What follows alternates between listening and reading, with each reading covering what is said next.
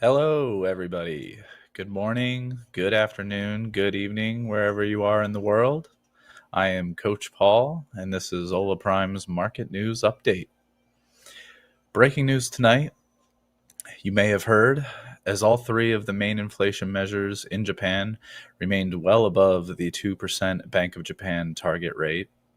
The headline CPI was 3.3% year over year, and the core CPI, this is excluding fresh food, 3.3% year over year. With core CPI, this is excluding fresh food and energy at 3.4% year over year. The JPY USD continued falling today, losing about 0.5%. US economic data today seems to have tempered expectations of quicker rate cuts by the Federal Reserve. This economic data, including core retail sales month over month, coming in at 0.5%, better than expected, of 0.3%, which was the forecast. And retail sales month over month in at 0.6%, which was much better than expected, with the forecast being 0.1%. Unemployment claims also came in better than expected at 221,000 in the US instead of 233,000 forecasted. All of this pointing to a healthier than expected US consumer and the current overnight Fed rate possibly proving to not be too constricting for now. With all this in consideration, with the FX pairs, the Euro USD slid down 0.3% today, closing at 1.164, as these US Fed rate cut odds have come down. Though there are two rate cuts still projected to possibly occur, one in September and one in December, but the odds of the September cut roughly being about 50-50 according to the CME FedWatch tool. The next FX pair, CAD USD, followed a similar path to the euro, weakening by about 0.5% in today's trading session, closing at 0.7293. The GBP USD fared better, sticking around 1.3422, which is roughly even with July 16th's close.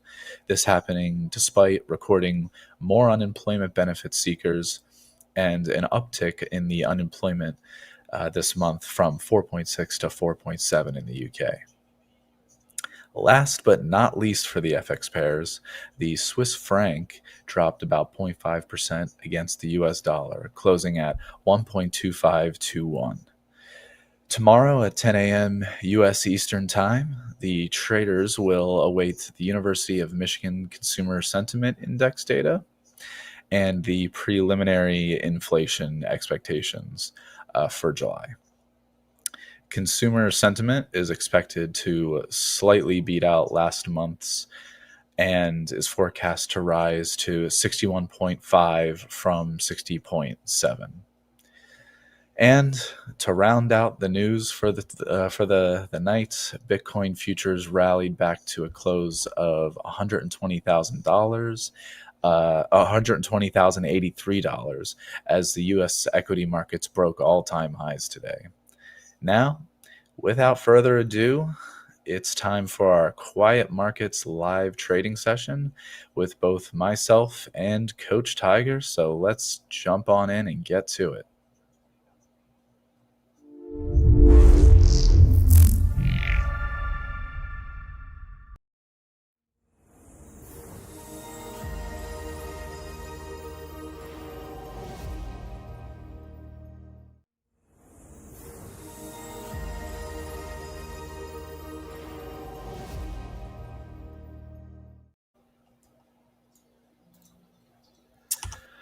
Well, hi. Hello.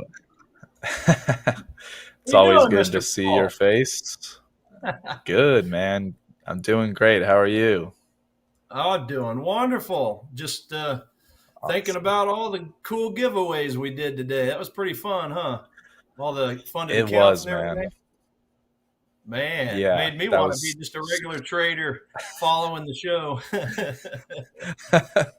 for real, man. It was really cool. I was super happy to see some of these guys really, finally get to step into the Ola Prime prop trading world. So, Yeah. yeah, super excited for them.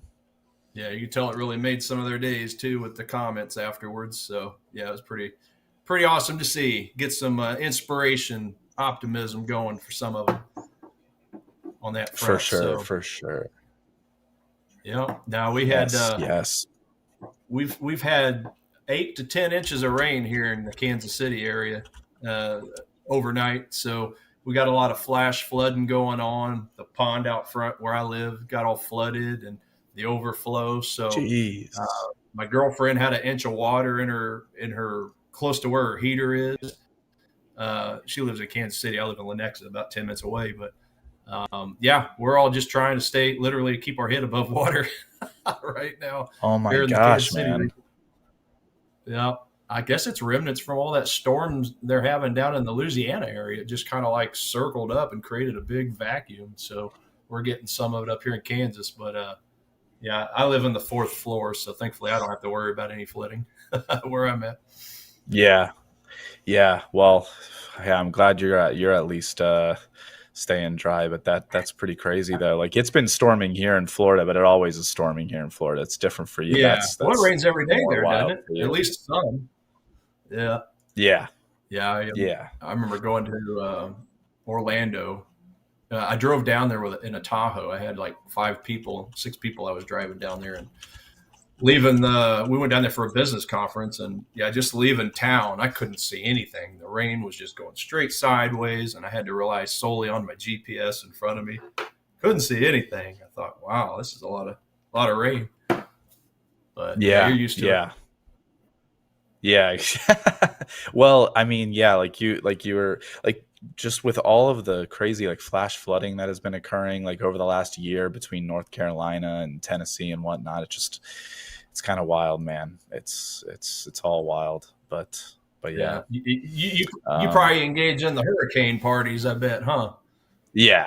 Oh, yeah. That used to be Yeah, a big thing, especially when I was younger. That's for sure. That is, there's no doubt about yeah, that. But we're used to the hurricanes, man. It's not even it's not really a big yeah. deal unless like Just like, those category threes and higher. They are mhm. definitely they're a little scary depending on where you are, like in relation to the cone and whatnot. But we get through Yeah, them. yeah, It's no big yeah. I'd deal. never heard of But the hurricane party until my buddy that lives in Spring Hill, across the way from me. He was telling me about that. Like, you guys are crazy. But then again, we do the same thing here for tornadoes. So here in the Midwest, yeah, start well, swooping dude, down. tornadoes scare the heck out of me. I would rather deal with a hurricane personally than a tornado. Like that stuff, that Yeah, that scares me so much. yeah, pretty But unpredictable. But yeah, so, how was your day yeah, in exactly. the markets? It was it was pretty decent. I missed a couple of plays today, but I took 3 trades. I took one in the Dow and two in gold. The Dow was a good winner. The first gold was a loser, and then I got back in, and that was a good winner. So it was a Hmm. good day. Net green. Uh, no complaining here. I mean, again, like the couple trades that I missed in the ES were that was unfortunate, to be quite honest. I was like literally a second late. Like by the time I went to go click, the market went up like 6 more ticks, and it just I didn't want to FOMO into the chase for me to lower my risk to reward. So it just Hmm. but it is what it is. It's just lived another day. Moved on to another trade, and it all worked Yep. out. So how about you, man? Nice. How was everything with you? Uh, Still in that Swiss Jap trade. I think I opened it late yesterday on my stream with Daryl actually at this time. So yeah, it's more of a multi-day trade, up to a week and a half tops. So I got into it off of a momentum push through a kind of a downtrend,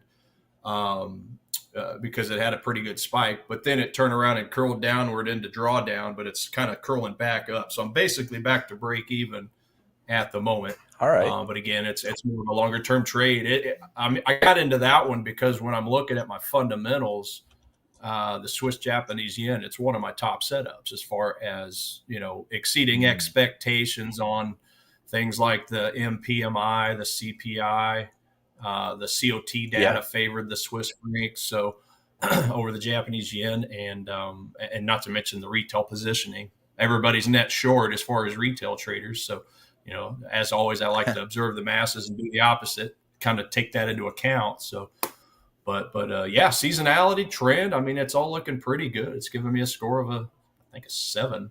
5 or higher is bullish for me. So 7 is where Yep. it's at. Yep. So comfortably in the Good. bullish area, and we're just going to let it run for a while. But yeah, really, Yeah, man. really liking it. I can take a quick peek and show it if you want. Yeah, If sure. Love to see. back end wants to give me a screen here. Yeah, this is it here. So pretty much just kind of looked at the overall trend. It's been just a nice steady grow or move upwards. So what I had identified yesterday at this time, let me go down to my 15-minute. Yeah, so um, let me see here. Oh yeah, so it was shortly after, and I wanted to touch on this too. It was shortly after the rumors yesterday of a potential Trump firing Powell.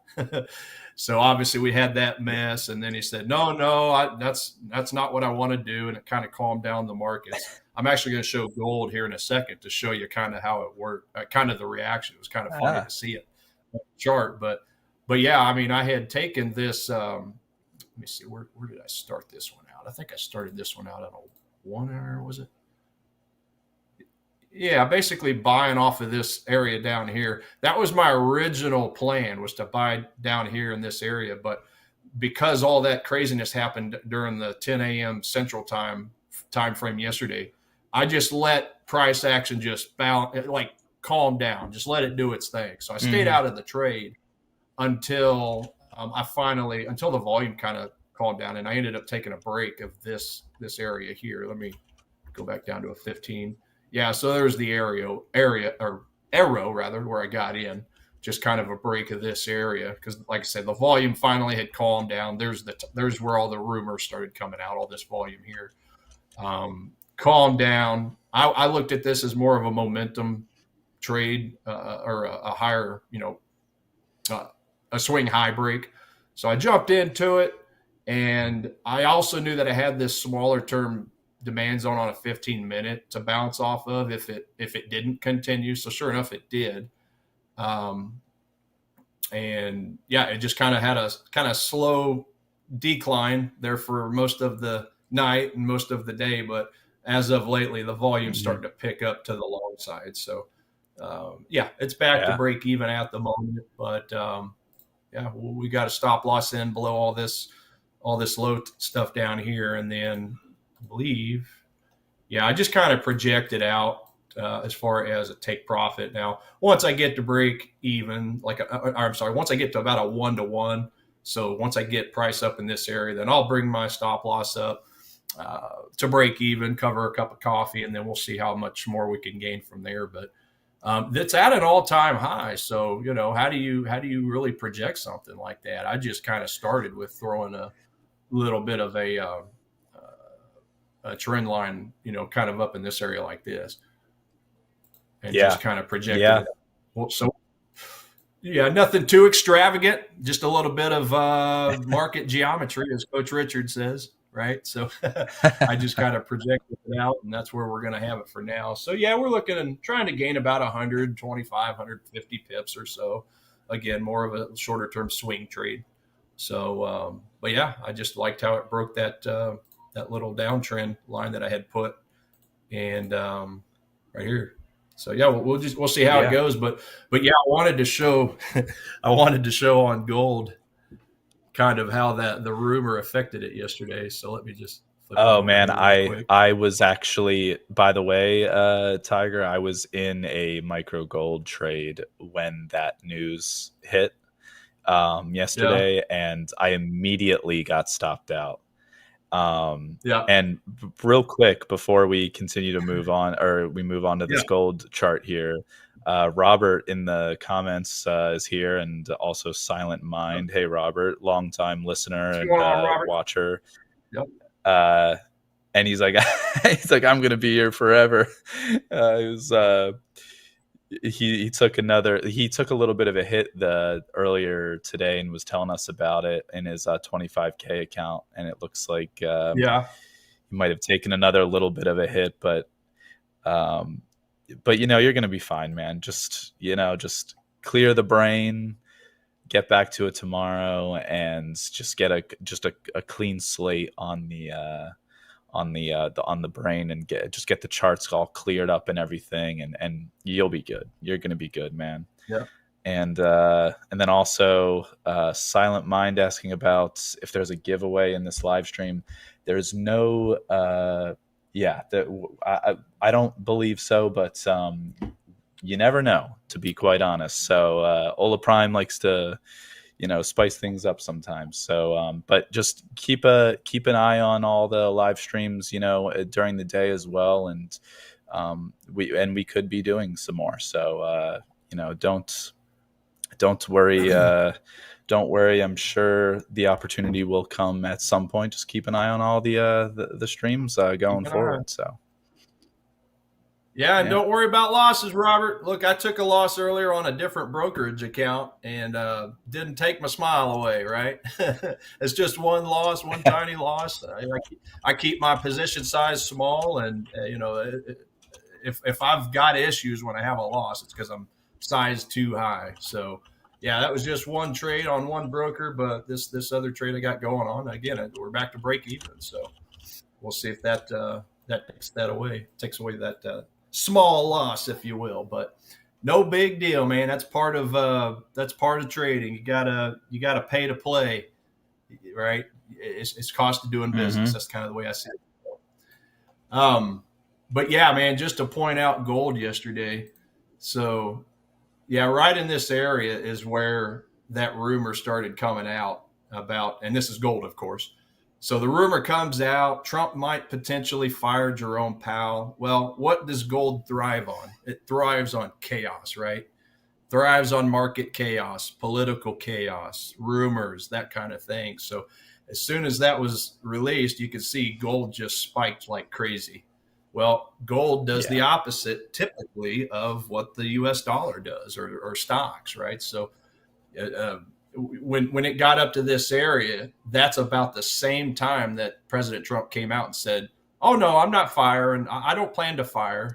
Right? He comes out to negate the report that came out. So as soon as he comes out and says that, it kind of calmed down the markets and price retracts. So, but yeah, ever since then, Yeah. it's just been a steady line down. So it's just funny and comical to see, how not a hard fact, no hard facts, but just a rumor can spike things, spike chaos. And then, it takes President Trump or somebody else to negate that and to calm the market. So I just thought that was a fun little Mm-hmm. way of showing, the rumors and the news on a chart, because you can see it.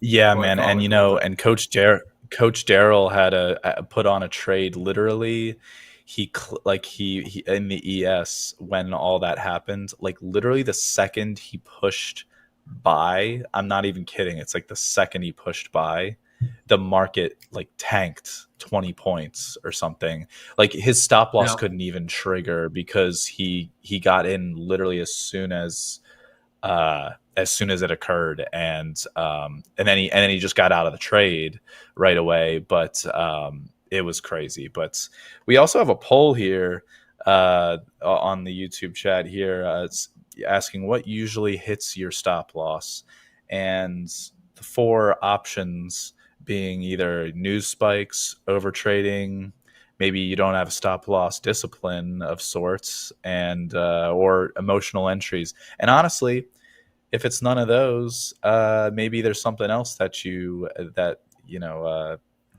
makes you get your stop loss hit a little bit more often than you like, and you've recognized it. Just put it in the chat. Like, let us know.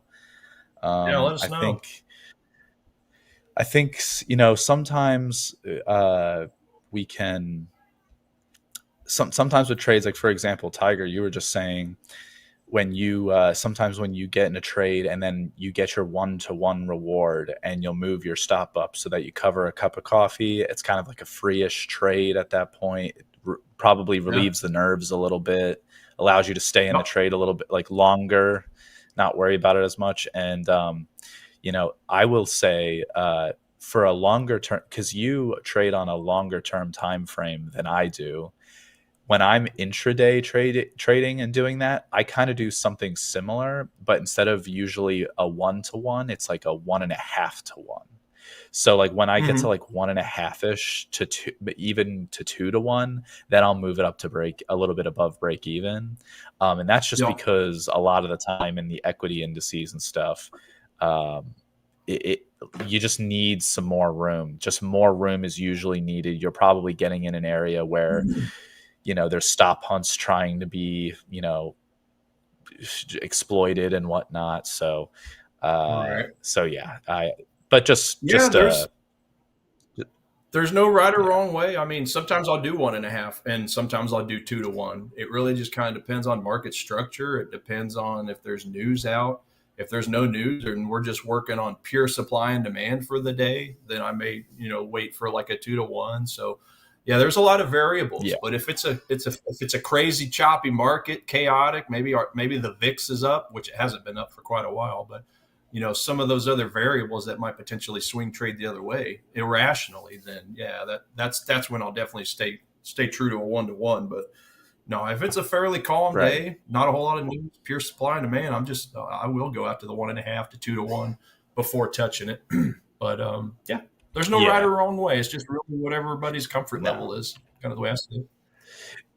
No, yeah, and I think it was more so like just a testament of like how different markets like how different markets are less or more volatile and whatnot too. So like with FX pairs, these markets could be a little bit different than and when you're in a longer term time frame than being in a super short term time frame like myself in the US equity markets. So it's all kind Right. of different. You gotta have experience in these different markets to see what the comfort level is of like being able to responsibly move your stop losses and whatnot. And I used to move my like a while back in the beginning of my trading career, I used to move my stop losses up to break even way too quickly, and Yeah. so that would kind of bode more towards the pole of probably like the emotional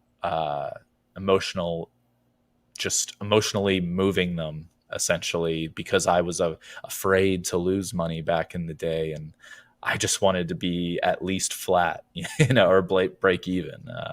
So Right. now, now I have much larger understanding, and I don't have those nerves like I used to. So it's Right.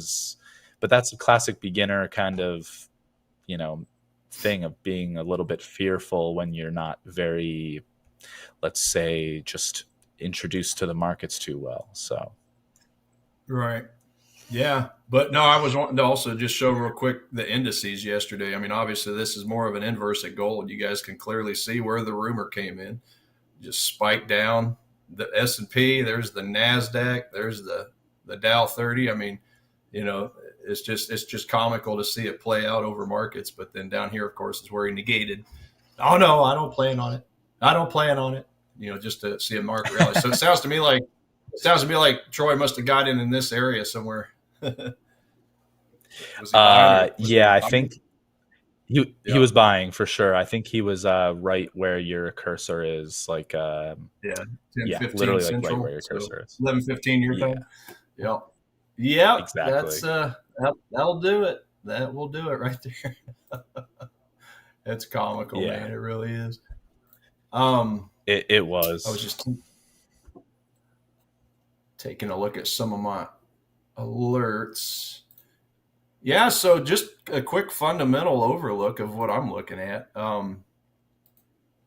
When it comes to the dollar, obviously we had some really good news today. The retail sales numbers, the unemployment numbers. That was four good red folder events that came out today for the dollar.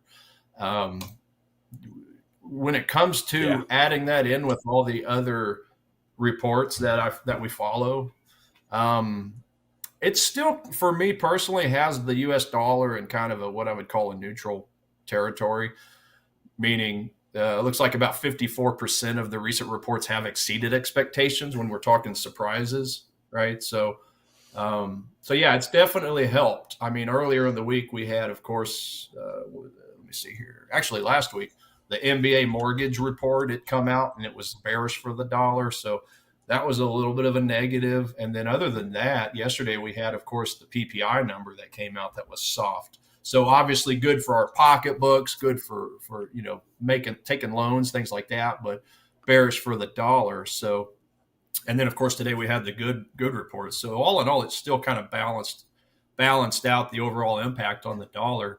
When we're talking about everything as a whole, GDP, PMIs, inflation reports, wage growth, all that kind of stuff. So, so yeah, I mean, as far as the dollar, if I'm trying to pair it with something I can buy or sell, I'm thinking that the only thing I can really pair it with at the moment is the pound dollar. So I would look at a pound dollar short and or a Aussie dollar short. Those are really, for me personally, in Forex, the only two actionable setups that I have. Oh, and then I also have the dollar Canada dollar for a long. So I'm going to take a quick peek at dollar Canada dollar. Oh, that's interesting. Yeah, let's take a look here. Go to my daily time frame. So and this is where, so we had been going in a little bit of a downtrend. So the fundamentals had definitely pointed neutral to slightly bearish for part of that time. But it's only as of the last day or two where the fundamentals, for me anyway, for what I track, have been kind of swinging around to the positive side. So while the dollar is still kind of neutral, if I look over here real quick, I'm just going to take a look at the Canada dollar. um, yeah, so the Canada dollar is even less than the dollar. So the US dollar, 54% positive, the Canada dollar, 29% positive. So it's a very bearish currency when we're comparing Hmm. all the recent reports. So I have the Canada dollar as the weakest of the major currencies at the moment. So that's why I'm looking to Right. pair it with the US dollar for a potential buy. And like I said, yeah, it's obviously been on a downtrend, but we did make a little bit of higher of a recent higher low. So essentially, what I'm looking for on the dollar, the U.S. dollar Canada dollar pair, I want to see price break this recent top right here and close up in this area somewhere before coming down. And then, of course, I can look for a demand zone to buy long like that. It's Yeah. important to me that we make a new high because I need to see higher lows. Well, I got my higher lows, but I need higher highs. So I have to have a higher high before I can look for a pullback into demand somewhere for a buy long. So that's essentially what I'm looking at for the dollar Canada dollar. Obviously, this is not going to happen today. It might take a few days for this to kind of shape up, um, Uh-huh. but yeah, at that point, then we'll just we'll see what kind of demand zones kind of get created along the way. Um, Yeah. what else have I Yeah, got? that's that. I wanted to ask you actually because Yeah. the news had just relatively broken, I think like an hour ago or whatever, about the. You talked about the yen briefly at the beginning here, but with that CPI data that came out for Japan, that's kind of interesting, huh? Like that's not looking the greatest for Japan, honestly. I mean, that's they haven't dealt with Japan. it's crazy because all I think of it because their Japan or the Japanese yen is. I'm wondering if it's going to just get obliterated further because the inflation right now is like 3.4 ish percent, which obviously they have a target of 2%, but it's upticking. Mhm. So I don't know. It's Well, interesting, let's man. look We at. haven't seen inflation really in Japan. We didn't see it during COVID, and now all of a sudden, the last year, it's been creeping up on them. So Japan. Let me take a look at my little chart here. I might have a little chart. Yeah, I mean, oh, that's the dollar. So I'm gonna flip this to Japan real quick. Um, yeah, I mean, it's definitely. I'm gonna copy and paste something real quick.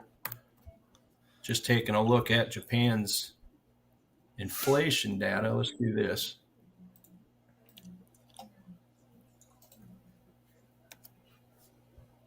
Let's see if that copy pastes for me. Let's try this again. I think I hit the wrong button. Copy. All right, copy, paste. I don't know why that's not pasting. Well, anyway, I was just looking at the chart. Normally, I can copy and paste something onto my chart here, but apparently it doesn't want to work today. Huh. It's strange. I've been doing that recently. Paste. Okay. Anyway, yeah, just looking at their inflation. I mean, yeah, going back to like January of 2024, they were at 2.6%. And then the very next month, February, they actually got down to the target rate, which is 2%. It was actually 2.2%, it looks like. So they were looking pretty good. I'm a little annoyed. Why is that not copy? Why is that not pasted? Normally I could take a screenshot. That drives me nuts. Huh. That beats all I ever saw. Anyway, yeah. So in other words, they got down to their target inflation. Well, after that, they slowly crept up 2.8, 2.5, 2.83. But then November of 2024, they got all the way back down to 2.3. And then after that, December 2024 to February of 2025, they went from 2.3 all the way up to 4. So they had a giant spike in inflation. But again, ever since then, down to 3.7, 3.6, and then 3.5, and now what is it, 3.3? So, yeah, I mean, you know, everything is chartable. You can see trends on everything, and it's definitely been trending up when you look at it since January of last year. So, Yeah, that's but that's what I like. I get so like confused with like their inflation gauges, like how it's just like I was kind of saying, like it's just generally trended like you said from last January, but that those random spikes up and down, and like that's just it seems unstable. Like there's just something there's just instability essentially, and I don't know if if there's gonna be maybe it's above 4% where the yen breaks more or something. I don't know, but yeah. Do you well, have a bias at all to? Yeah, I mean, when looking at all at an aggregate of all the reports, I mean, yeah, obviously that was negative for the Japanese yen today, down to 3.3 from 3.5, right? So negative for the Japanese yen, but good for their stock market. So when it comes to the Japanese yen by itself, I've got that at 58%. So 58% positive, because before that, it looks like the most recent reporting was the July. Let's see here. Looks like it would have been the household spending report was bullish for the Japanese yen. So basically 4 bullish reports, 3 negative, 3 bearish, I should say, and then 2 neutral. So showing about 57%. Yeah, it's another neutral one. The only 2 currencies that I see as currently strong are the euro at 83%, the Swiss franc at 80%, and then the New Zealand dollar at 100%. So New Zealand dollar, they've had all their recent reports beat expectations. So that's really good when you're just looking at the economics of it. But then, yeah, like the Japanese yen, it's 57. It's more neutral. But then again, the Canada dollar is the weakest at the moment at 29%. So, you know, when you kind of add all those together as an aggregate, like a worldwide surprise meter, it's actually over 60, 63%. So that typically shows a robust global economic outlook, you know, when it comes to the currencies. So, so yeah, that's just a couple of the nerdy, you know, indicators and things I look at. But yeah, currently, you know, Euro CAD is one of my top setups as far as the fundamentals. New Zealand Japanese yen and dollar CAD. That's really my top 3 majors, or not majors, but the top 3 currency pairs that I look to pair. So just looking on over at that top one, Euro CAD, I'll pull that up on my chart real quick. Trying not to lose my voice, my friend. Been drinking a lot of water. Dude, same. I've got water and Hall's cough drops on deck. So Might have to get some cough drops myself. EuroCAD, so that's my top setup. It's a score of an 8. So if I'm looking at it on a daily, clearly we've been in an uptrend. 4 hour, I do have a nice little demand zone right here, and I wrapped an alert just on top of that, on top of the proximal line of that. Last red candle down, and of course it looks green, but when I turn off my order block tool, it's clearly red. So last red candle down before a big spike up with this yellow VSA bar. That means, a spike in volume essentially, right? So that's a point of interest for me that I'm really excited about if and when we get price to return. So turn my drawings back on. Let's kind of update this a little bit. Let's just redraw it. Yeah, and it's on a 61.8 fib level, right? So just a really nice point of interest. Give me a price down, bounce, collect those unfilled orders within this demand zone, and we're off to the races. Might even see what okay, so we've even got a VWAP, anchored VWAP, and I don't know why it keeps adding all these other bands. I need to delete that. I've been trying to figure that out. Yeah, I do the same thing. Yeah. Well, it normally doesn't do that, but I must have reset something, and I tried saving it, as a personalized indicator, but it keeps putting all the other bands on. So anyway, I put a anchored VWAP line to this swing low, and as you can see, it kind of acts as a dynamic supply or a dynamic support resistance. So if I can get that, to come up to my area, where's my drawing tool at? Get that VWAP line as price is coming, closer. If I can get that to come through my demand zone, get price to come down, tag the demand, take those unfilled orders, tag the 61.8, and tag the VWAP. Oh, that's beautiful. That's a beautiful setup. Heaven. And then just take that up to the swing high for potential take profit. Put a stop loss under here. We're looking at about a 4, 5, 6 to 1, right? That's probably my favorite setup, which obviously ain't going to happen today, but maybe by Monday, Tuesday, let the markets open up and do their thing, and we might have a pretty good longer term setup. This is a good swing, shorter term swing trade idea. Get into that, be in it for several days, maybe a week and a half. So that's probably number one. Looking on over to when we were on Wednesday night session, that you got into a trade there. Are you still in that trade? By chance? Yeah, I think that's the one. Which one was that? I think that was the one I was it just showed. GBP? Take a look. Because I know you said you got into something with Coach Darryl, and I just wanted I didn't know if it was a different pair or not. Can't remember what that one was. History. It's no worries. Regardless, yeah. Can't remember. I got a few. I got a few brokers I'd have to look. Yeah. Yeah. I mean, this is the one I'm in currently, the Swiss Jap. So, yep, that's the main one. Looks like we need to rejoin our Zoom. By the way, I think really? they accidentally closed it. Yeah. Oh, unless okay. It's just me. Oh yeah, looks like mine's out too. Huh? That's weird. Yeah, let me do that real quick. Just some technical difficulties, folks. Really quickly, we'll fix this and be back on our way here. Give us 2 seconds. Here, we'll find the ID. There it is. Maximum Overdrive. Greatest movie ever, I think. It's so good. Yes. Oh gosh. The best part is when the ATM machine starts cussing at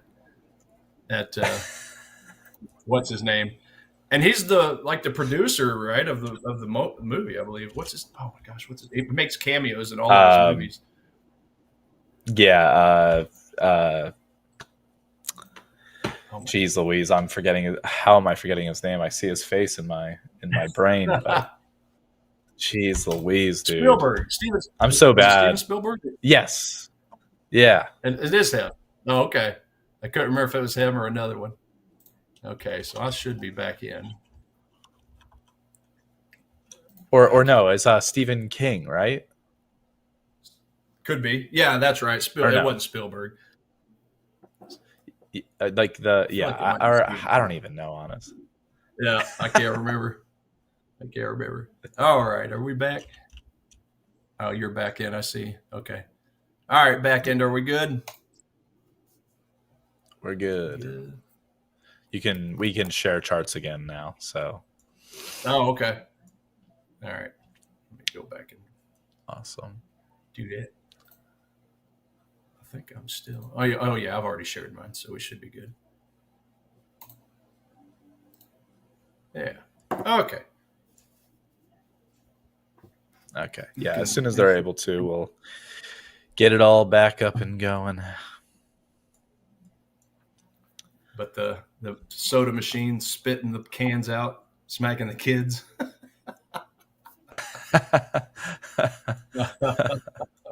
That's like an Oh my. iconic quote too, like the maximum overdrive thing. Like that's like an iconic quote. Right. That's just Let me see here. Are we good? Oh, he said, please wait. Okay.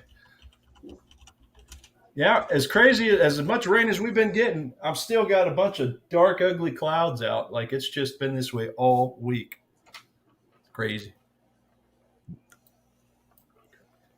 yeah, yeah, man.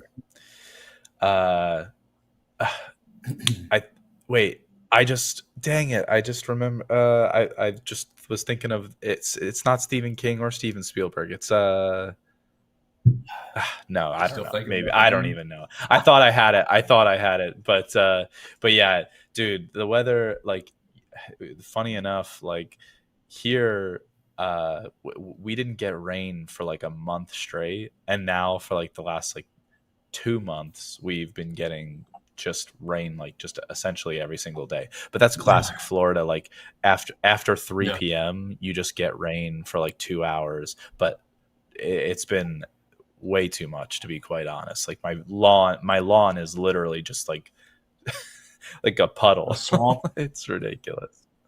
Yeah, A little bit of a yeah, swamp. yeah. All right, let me take a look here. Yeah, they're just waiting to get our charts back up and running, it looks like. What's everybody's Yeah, answer on I the mean, chat? What usually hits your stop loss? We got news spikes, over ooh, trading, no stop loss discipline, or emotional entries.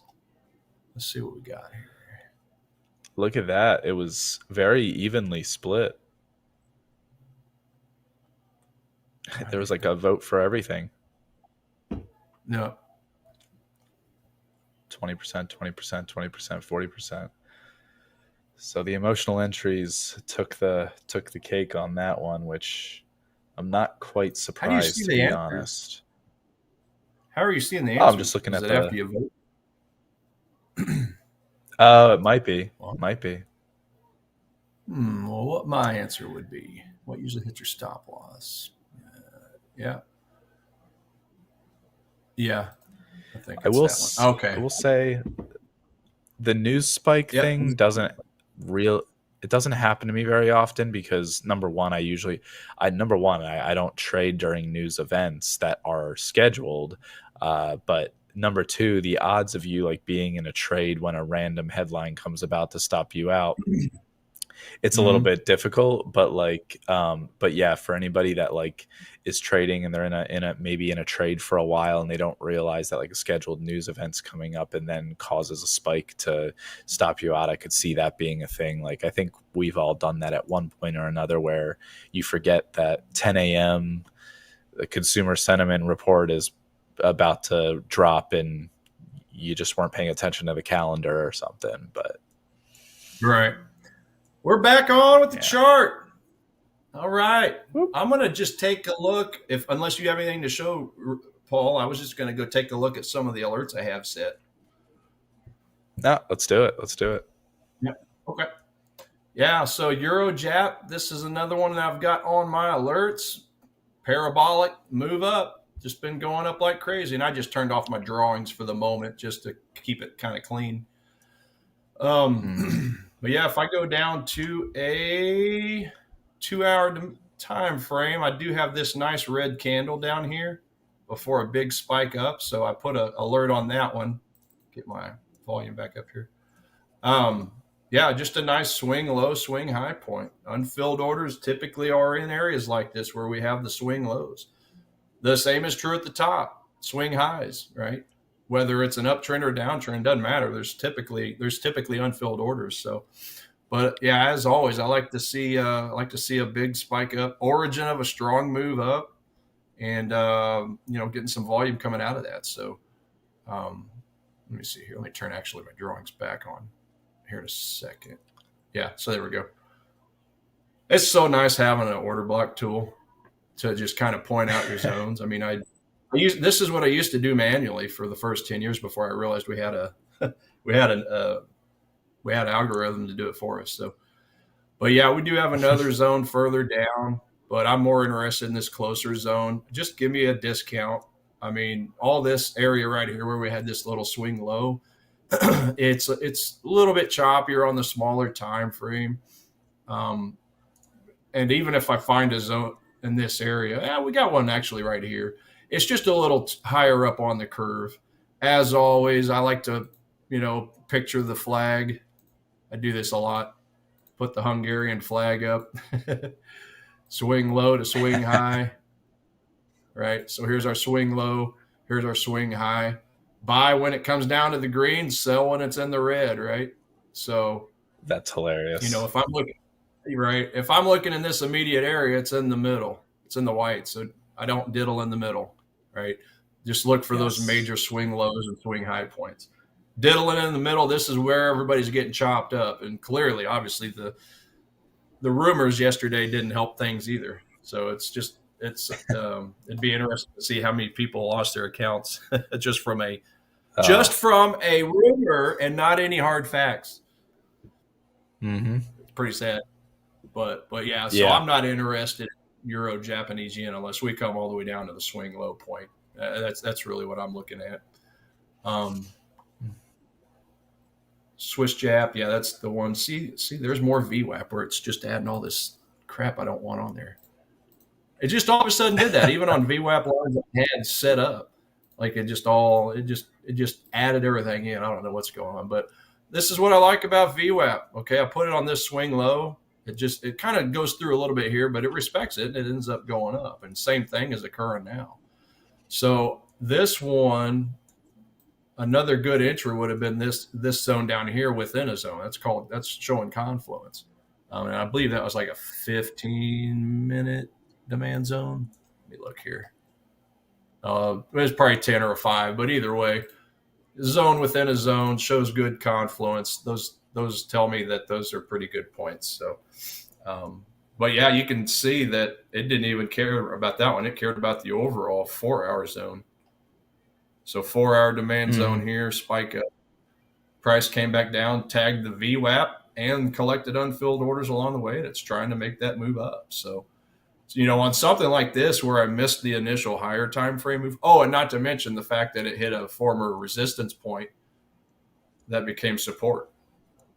So it became support here. And the same thing here, just kind of wicked through and became support. So that's a lot of things, hitting at the same time that make me feel pretty good about that area. So now I'm already in the trade, obviously, but if I wasn't in the trade, then, you could even go down to the smaller time frames in this more immediate swing low, swing high, and try to find a demand zone in this area.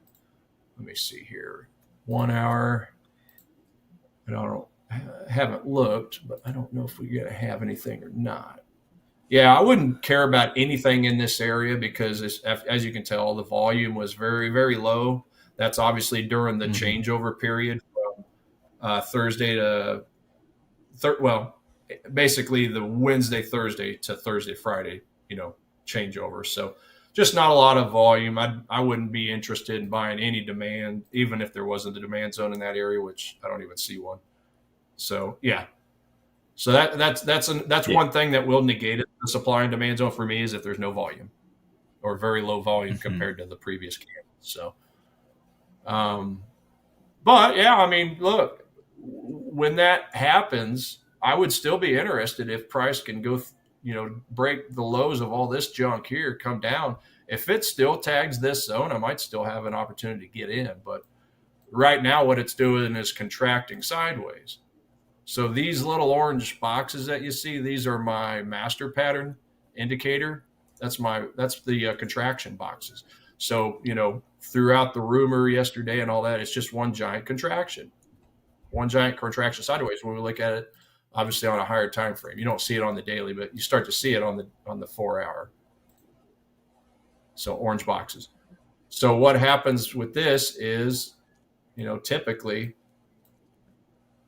the big banks are waiting to see which side of this box price is going to leave. So let's just say price leaves this way. Well, that's where big banks like to collect liquidity, push it back down, push it underneath the box and collect liquidity to go for their buy orders to the long side and collecting more unfilled orders in this demand zone. Yeah. So this is a contraction point. This red line, that's what you call expansion legs. So expansion out, expansion down to the opposite side, and then the trend phase is what we all are trying to find. So from here to the top, that's my projection of a trend line. The trend phase of expansion, contraction, expansion, trend phase. That's accumulation, distribution, part of Wyckoff theory. So that's kind of how I see plays Mhm. like that. Just wait for some breakouts. I want to see manipulation for the liquidity from the big banks, and then just guess on which leg they want to take to the trend phase, right? So anytime those expansion legs fall into a demand zone or a supply zone, if I'm looking for a short sell opportunity, woo, those are some nice places. Mhm. It's a low risk and high reward setup because the other thing to keep in mind with the master pattern is, the center line of that box. That's where that's where it spits out a value line. Okay, so that's where buyers and sellers are agreeing on price. So you kind of throw that line out. Anytime you buy under that line, under that box, you're buying under value. You're buying on discount. So that's just Yeah. kind of a cool setup I would share for everybody watching, just to understand the basics of not only supply and demand, but how they fit in perfectly, in my opinion, not with the master pattern, and buying under value and selling over value. So um, Mhm. trading is just like Yeah. going and buying a coat at the mall. You don't always want to pay full price. You might see $250 jacket you like. You think to yourself, "Oh, I'll come back next week. Maybe it'll be down to $200. Oh, maybe I'll wait another week. It might be $150, right?" So buying and selling Mhm. and trading is all about finding values, just like everything you buy in your everyday life. So just keep that in mind, Yeah. and it really kind of goes a long ways to saving you money. So, what do you think about that? Yeah. No, what I was thinking, a large part of when you were just speaking the last like 2 minutes is I need to get a book on Wyckoff theory. I was like, I need to, I might need to get like a recommendation from you if there's like a specific one Mm-hmm. that you have, or like, because I just want to learn a little bit more about it, and have it on my bookshelf to be able to pick through and whatnot, because I've heard a lot about Wyckoff theory, and I just don't know what I know of it. If like I haven't out of my way to Mm-hmm. study it or anything, so it definitely would be interesting to study for Yeah, sure. I have a website. I'll have to find, and maybe I can share it on Yeah, our next one. I'll yeah, have to yeah, find it, definitely. but yeah, I do have a pretty good little chart that I could show. Maybe I'll work with back end to see if I can share it, and then we'll just kind of talk about it. It's basically understanding the market structure all around accumulation, the distribution, model. And again, that all comes from Wyckoff. So It's a hard word to spell. Let's see, Wyckoff, I think. Yes. Wyckoff. Yep. Yep. Let me type that out. No, yeah, Why? you're right. I got it up here. Yeah, I think that Um, sounds right. There we go. Wyckoff for everybody watching. what's So funny just type in is, Wyckoff uh, theory, just like that. There we go. Yeah. So that's everybody's homework right there. Everybody watching. yeah, Go Google Wyckoff theory. There's free information on YouTube, but that's literally market structure. I mean, all the trading, all the ways that we trade, the way Paul trades, me, all the other coaches, in some way, shape, or form, it all comes back to the accumulation and distribution model. As far as market structure. So again, when I use the master pattern indicator, it's just an actionable way of using Wyckoff theory. yeah, And then when I talk about effort versus result, right? Having high volume as candles get bigger, or vice versa, like that's all part of Wyckoff theory. So yeah, just go Google that, go YouTube it. You'll learn a lot just from that alone. But that's essentially how I do a lot of my trading. It's based off of those principles. yeah. And you know what? What's funny is like when I like read through the basics of Wyckoff, like you were explaining some of the basics of Wyckoff theory. It does. There are similarities to it versus things like what I study, for example, with like auction theory stuff, like market profile auction theory, Yeah. and like there are similar. There are like similar aspects of, like you said, accumulation and distribution. The whole point of market profile is the days are. The days are shown in a graph in the forms of distributions based on both time and volume. So depending on which variable you find to be more important, whether that's volume or time spent in an area, you can look at that distribution and essentially equate it to a marketplace or an auction and figure out kind of what the personality of the market is that day, or previous days or weeks or months, depending on how much accumulation you do within these distributions, and find maybe a a general understanding that the market has, whether that's things do seem a little bit too cheap or things do seem a little bit too expensive relative to what the participants' beliefs are. So it's interesting stuff for sure, and I do like I this is why I like expanding my trading knowledge, because I like, because maybe, so I'm like a market profile auction theory guy, but then I might study Yeah. Wyckoff theory, and there might be a couple things extra that maybe I hadn't thought about before, and I can combine it with my knowledge of auction theory, and maybe it creates like a little bit of a newer strategy that's actually a little bit more probabilistically better, like for trading. So it's stuff like that, making things your own and dabbling in a bunch of different research topics and coming up with your own stuff at the end of the day. So I wonder. I was just trying to see.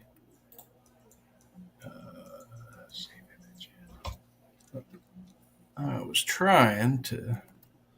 Yeah, that's weird. The other day I was able to copy and paste stuff over, but apparently it doesn't want me. It won't let me do it today. Oh well. Over to the trading view charts. Oh well. I'll do that another time. Yeah, because there's a couple screenshots I wanting to show, but I'll show them. I'll bring them to our Monday show. How's that sound? oh yeah, yeah. And sometime next week, whenever, Yeah. be good to go through a little bit. Yeah, because we'll be back on Monday evening, I think, right? Yep, yeah, definitely. Yeah, And I got the same schedule. So awesome. yeah, Well, let me just kind of finish the last couple of alerts I was looking at, and then I could pass it on over to you, man. yeah, sure. Um, go back over here to my top setups page. NASDAQ. Getting away from Forex for just a second. What was I looking at over here? Yeah, NASDAQ. I mean, with all the indices, including the Nikkei, everything was up pretty well today. So just an excellent continuation of, of the uptrends. And we're still on declining volume overall. So this is something I pointed out the other day. This is pretty much where everything bottomed out if we're looking at the price action back in April. So this was really the end of the tariff scare, right? Mm-hmm. And as you can see, it's just been parabolic ever since. But that same low point, looking at volume, overall volume, that was the high point. So this was the freak out mode, and then kind of the turnaround. But ever since then, it's just been a steady decline in volume. So, we were talking about this on another stream, that even though we've been making these all-time highs, it's interesting to see that it's been declining volume at the same time, just looking at it on a daily time frame. So does that mean we might have a bigger pullback, right? We're going to run out of volume to push it up? Well, we'll find out. But look, it remains irrational longer than we can remain solvent, right? So as long as it's an uptrend, then I'm going to keep following it. And NASDAQ, for me, gives me a score of 10. So that puts it not only bullish, but very bullish. Anything that's 9 or higher is a very big signal. So really the best setup that I was looking at earlier today was actually way down, I think, on a 5-minute time frame, like way down. Yeah. So I had this demand zone down here, which is obviously the low point before Trump came out and said, "Psych, I ain't firing anybody," right? So I wrapped a rectangle. I wrapped a rectangle around that 5-minute candle, 5-minute red candle before the spike up. So I'm keeping an eye on that area there for a potential buy and demand. It's quite a ways away, right? But I mean, another opportunity would be maybe to find something in this area here. So like we got a former double top-ish type of action. And then let's look at this point right here. So we can see if we can find any type of demand zone in that area. Haven't actually looked at this one in the last couple hours, so we'll take a look together. Okay, so when I go down to a 10-minute time frame, it does show a demand zone, and obviously with pretty good volume, right? And that was from the 8 o'clock. That was so basically the session open, or I should say the intraday session open, right? Now it has been mitigated. See that little wick right here?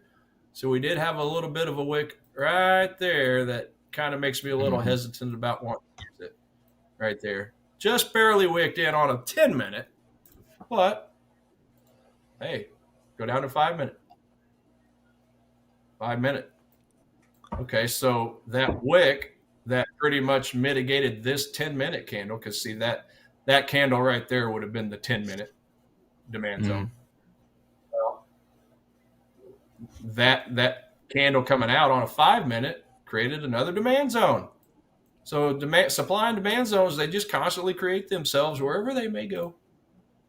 So we'll just keep an eye on the area there. Looks like we do have another one up here. That's the most recent one. It is kind of close to price. I mean, I do like that it had 1, 2, 3, 4, 5, 6, 7 green candles coming out of it. But even those candles, they were kind of small. They were small range candles. I'm not that interested in that area, even though I did have a lot of green candles. They didn't go very far. It was tiny range. So, just kind of going back out to an hour just to get a little bit higher time frame look. That'd probably be my favorite one in the near term, just to see. And then we do have further to the left a former contraction box, a former master pattern contraction box, and it spits out that value line I mentioned, right? So if we put our cursor there, that value line goes right through my demand zone. So, on a more immediate term, let's get price come down to that value line, which is also within that demand zone. We're just putting puzzle pieces together to see if we can come up with a buy order, right? That's really what I'd probably be looking at from a NASI standpoint. The NASDAQ was wild today, I must say. It was, but in a good way. I mean, along with the ES and the Dow, they were all bullish, super bullish, and very fun trading. A lot of good trading between Daryl, Sam, and I. So Yeah. yeah, Yeah, I was watching part of your show. That's right about the time my buddy starts giving out because I'm up from now until 7:30.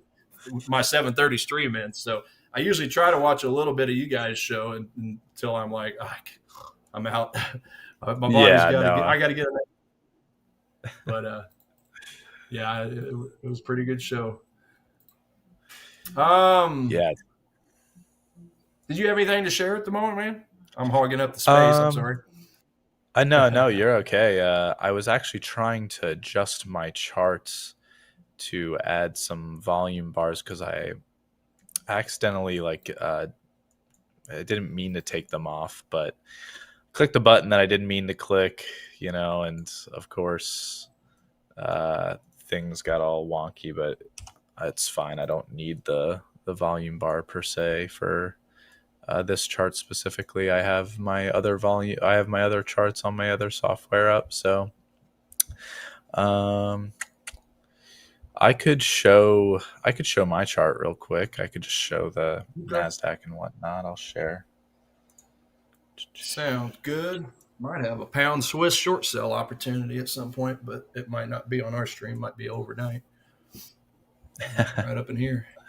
Got an alert set on that bar right there. We're gonna see how Hey, that one looks. if somehow it happens, that would be pretty cool. Yeah. Um, but we got like an hour left. So I'm trying to look at the Nasdaq and gold for possible trades tonight, but it's been really really dead, unfortunately. I mean, quiet markets, very quiet markets, It's in the name. more than quiet markets. Yeah, yeah, So I'm trying to find something, and I've been hawkishly, just like a hawk. I've been watching these charts over the last hour, and it is kind of tough to find something at the moment. But if a trade does pop up, I obviously will immediately tell everybody and show whatever I do. But at the moment, what I'm looking at, like in gold right now, for example, it's trading at 33.43. And when I look at my like market profile TPO charts, I'm seeing that we're essentially, I mean, we're close to the high of day of this previous open outcry session on July 17th. So, and we're essentially right at point of control of this past session. So it's kind of like the idea of if I was to try and take a trade right now, I would be doing the whole diddle in the middle kind of thing. Yeah. And as much as I'm just trying to scalp these markets in the overnight session over, let's say trying to scalp in gold, let's say 20 ticks on 7 to 10 ticks of risk, the opportunity still has to be relatively decent for me to give it a go, because obviously we know liquidity is relatively low in these night sessions, especially on gold. So Right. let's take a look at the MNQ now. The MNQ. I'm also going to look at my profile charts, and see if I can come up with some levels here of what I'd be looking for. All right, so on the market profile charts, on the NASDAQ, we have 23,252, and we are trading at 23,262. So that's point of control, the 23,252 area. Value area high of the day of the previous trading session was 23,278. So we got about 25-ish points to the upside there if we wanted to continue to break all-time highs, essentially, because value area high was just about the high of day. but the value area low is pretty far down there, 23,170. So if I was to see any sort of short setup, I'd be looking for a short down to where 2 days ago, okay, so the session from 2 days ago or 3 days ago, sorry, there was a spike upwards, and that spike ended at 23,220, and where we are trading right now is 23,256. So what I'd like to see is, if I see a short setup, I'd like to see a move down into that 220 area as a possible kind of like spike support, which is odd to say. It's like going to be between 200 and 220 on the Nasdaq there. But long, I'd be looking to get, if a setup appears with maybe buyers getting or sellers getting trapped somewhere in the order flow here, and I can get long, I'd be looking to get long up to 23 to 80-ish. So we will see. I have a feeling things might settle down a little bit in the overnight markets today because of us breaking all-time highs, and things might just want to consolidate, and people might want to calm themselves essentially, and just chill out and see where everybody else, what everyone else is thinking, see what the New York session thinks. So yeah, Looks like but yeah. looks like we had the final numbers come out. What usually hits your stop loss? Looks like news spikes was the most popular answer. And emotional entries was second, and then over trading, no stop loss discipline was last. So news spikes, man, those news spikes will get you. That's true. That's actually one I answered too. Yeah, It's kind of funny how that. and also the our Ola Prime TV Q&A here in the chat mentions, what instrument do you want us to analyze? Just give us something. If anybody wants us to look at charts of anything that they want us to analyze or give our due diligence on, we are more than happy to do so. So just shout it out, type it in the comments, and we'll give it a look. Yeah. Oh, Higher time Eric, frame, thanks, man. smaller time frame. Eric stopping by to say hi. Appreciate it, man. Thank you on the good luck with the trading. Yeah, the overnight sessions are a little slow, but so we can find opportunities here and there. So I appreciate it, man. Thanks for stopping by in the comments, and yeah, I look forward to seeing you again on tomorrow's sessions for sure. So make sure to stop by. Yeah, I kind of like these overnights too. I mean, because if nothing else, there's always strategy to talk. Yeah, kind of how to. it gets your brain juices flowing on preparing for the next day, while also maybe getting an opportunity or two. So Yep, that's right. That's right. Yeah. Starting to get. Oh yeah, and you were saying on your chart there. Yeah, so I will say things are starting to look a little bit bearish here. I need to look at the order flow real quick on the NQ. Double check.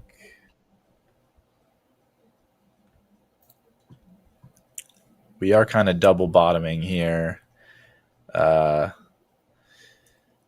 the 1 minute chart and the 5 minute, I would assume, but so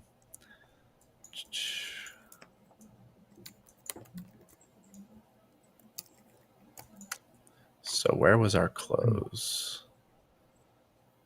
Technically at 4:15 for the futures is the technical close for the futures, which would be 23,258. If you go by the cash session, the close would be actually funny enough. the same exact thing. So 23,258 at 4 p.m. or yeah, at 4 p.m. EST, it closed at 23,258, and at 4:15 p.m. it was 23,256 ish. So a little bit off, but okay. So on the order flow here, I just saw a relatively large bid get taken out at 23,263. It came from price action went from 23,267, took out 23,263 down to 23,260, and just bounced back up. I'm not seeing any other bid like larger bids really stack up. Just the classic, 7 and 10 lots in this overnight session. Um, Part of me wants to get short, a little bit more of a pop up maybe, and get short with a stop over 23,272. Risk about 10 points with a downside target of roughly 23,236, which would be right here. Let me draw a line. And you use, it looks like 20. 21 and EMA 21 and 50. Is that right? Yeah, I use that mostly for like trend following and like momentum and stuff. Mm-hmm. It's not like a big thing for me. It's more so if throughout the day price action is just respecting those EMAs a lot. Mm-hmm. It's just a small thing to add to the confluence of whatever I see in the order flow and whatever my bias is based on the auction market profiles. So Oh, okay. so yeah, just a small thing. And the all important VWAP. Let's see. Got to have a VWAP on your chart. I Yeah. don't care who you are, just VWAP for put it everything. on there. I tell you, I didn't use it at all until I started getting into that penny stock trading, back in 2020. Started seeing how powerful it was. And I'm like, I wonder how this translates over to the Forex market. And translates awesome. Mm. No, it's really good. It's just so good for about everything. I mean, it's very, Yeah. yeah, it's just easy to use for a lot of different things. I like it. Yeah, and like you can see here, for example, on the ES, what I do a lot of the time is I'll look at, especially during the New York session, the EMAs will be different based on like the 1 minute or the 5 minute charts in the beginning of the day. And a lot of the time, if like there's a super tight trend upwards, let's say, it'll be respecting, let's say, the 21 period EMA. And then Mm-hmm. when there's a correction, if you combine both like the order flow with understanding demand zones like you talk about, understanding where there's probably more supply, the funny thing is what you'll see is like the 21 EMA break through, but then wherever that 50 period EMA is, that's where the demand zone is. So Yeah. it's like, the 50 period EMA isn't necessarily why the move is like getting supported, but maybe, like we talk about, like some of these things are self-fulfilling prophecies. Enough people look at them to where there are the Mm-hmm. people that see the demand zone because there's actual volume to be had there, and then others are like, well, there's the 50 period EMA and now I'm going to get long, and then the combination Which of all is, that is just a support. that's Yeah. right. I mean, as much as I'm in love with supply and demand, I mean, I never use it almost never use it by itself. I got to see it match up with, with a VWAP or, obviously my engulfing candle on the way out of the zone. So Hmm. the volume spikes, like, yeah, it's just a beautiful thing to see all the odds enhancers just kind of match up at the same point. So just to just Yeah. just to really calm your nerves and say, okay, I feel more comfortable putting X amount of money on this trade, versus a small amount. So it definitely goes a long way to, maximizing your potential. I mean, without all the puzzle pieces fitting, I may only do a 0.1% trade 0.2% trade, but when I get all those puzzle pieces, okay, it's easier to do a 0.5% or a 1% of your account. So I don't do anything too Yeah. crazy, 2, 3, 4%, nothing like that. But like, just as far as maximizing your risk and reward potential there, it goes a long ways to having all those puzzle pieces fit. Right. Yeah, man. Like, yeah, there's not a better feeling when, like, say you have like two major things that you must have. It's like a core principle to why you'll get into a position, and then maybe you have like three or four ancillary things where you notice them and they line up. There's nothing Mm-hmm. better than having like all of that stuff line up and you're like, this is like a 95% or like here, like this, and then you get in and it works out great. And there is no better feeling than that, like just seeing like And the then when I have clarity a of everything. Yeah. And then when I have a small loss, that's always my first question to myself. Okay, what did I ignore? Did I ignore VWAP? Did I ignore the volume spike? Did I ignore the engulfing candle? Did I solely use supply and demand? Yeah, that's always like I already know the Yeah. answer, but I'm like, okay, it's it's incumbent upon me to ask myself, why did this trade fail?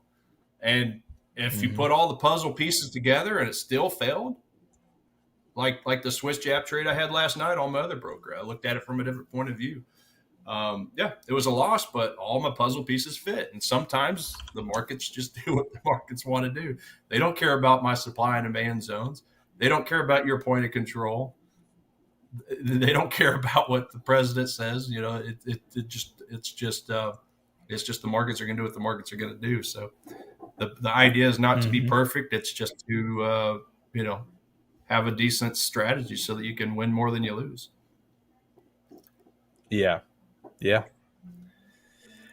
uh Zoom chat, FYI, Tiger, and let's see here.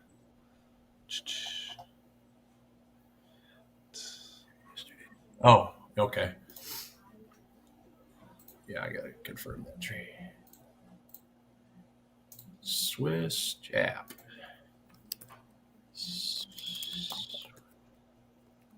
JPY 4.83 lots.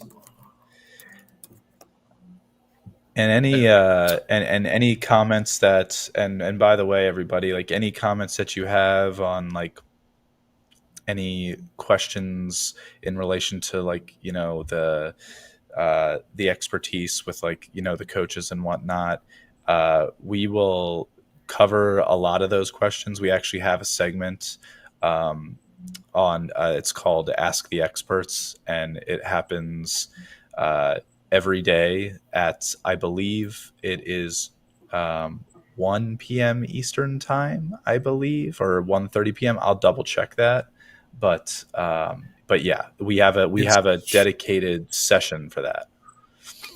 Yeah, it's usually scrolled at the bottom of this stream. So, like right now, they're going through the 2 o'clock p.m.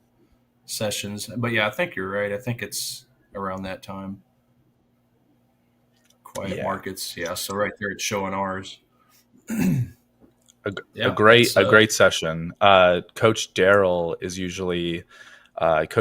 and Sam, I believe, are on that often, and Coach Daryl's a really cool guy to listen to, and he will answer a lot of questions that you have as well. So yeah, good stuff.